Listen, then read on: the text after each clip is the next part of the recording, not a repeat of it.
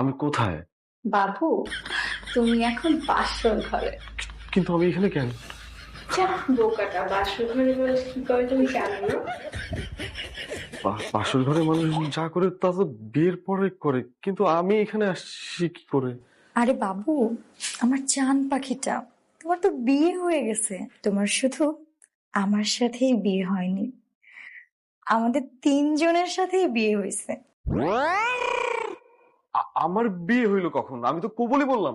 আমরা তো জানি তুমি এইভাবে কবুল বলবা না, তাই আমরা তিনজনে মিলে নিজ দায়িত্বে তোমাকে ঘুমের ওষুধ খাইয়ে ঘুম পাড়াই দিছি।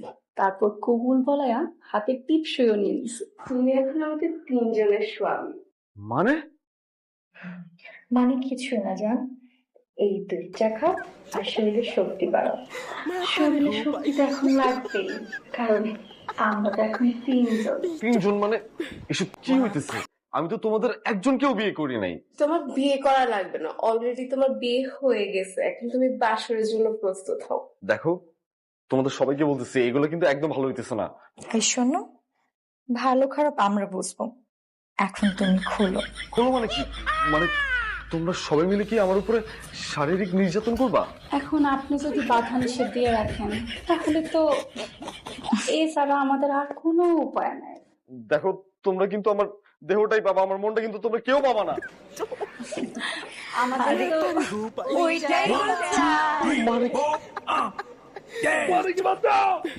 Mata